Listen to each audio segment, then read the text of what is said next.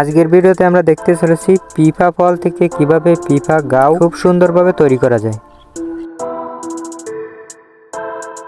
এর জন্য সর্বপ্রথম গাছ থেকে স্বচ্ছ তাজা পিফা ফল পেড়ে নিতে হবে এবং গাছ থেকে পাড়ার পর ভালোভাবে বেছে নিতে হবে যেন কোনো নষ্ট ফল আমাদের রান্নার রেসিপির ভিতর চলে না যায়।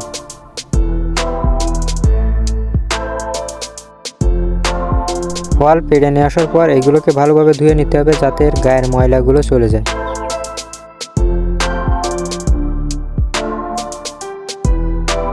পিফা ফল থেকে পিফা গাও তৈরি করতে গেলে আমাদের আরও একটি ফলের প্রয়োজন হবে, সেটা হলো রোজেলা ফল। রক্তের মতো লাল দেখতে এই রোজেলা ফল হলো ভেষজের সবথেকে বড় রাজা, যাকে রবিও বলা হয়।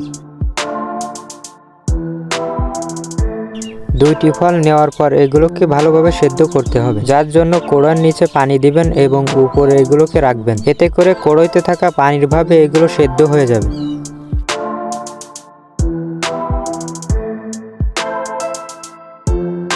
ফলগুলো সেদ্ধ হয়ে যাবার পর এগুলোকে ভালোভাবে ছেলে নিন।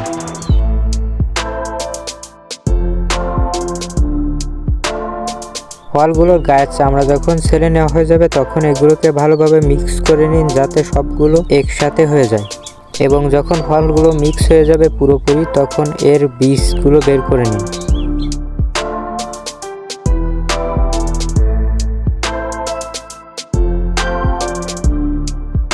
পিফা ফলের বীজগুলো বের করার পর এতে চিনি মাখান এবং ভালোভাবে আটার মতো সেনে নিন। এরপর লাল দেখতে রোজেলা ফল এর সাথে মিক্স করুন।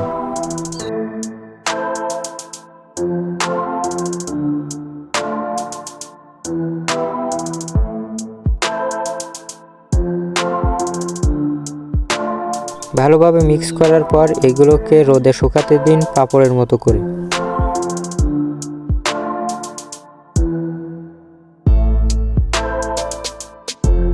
পিফা গাওগুলো শুকিয়ে গেলে এগুলোকে নিয়ে নিন এবং রোজেলা ফল পেস্টের সাথে এগুলোকে মুড়িয়ে ভালোভাবে কেটে নিন।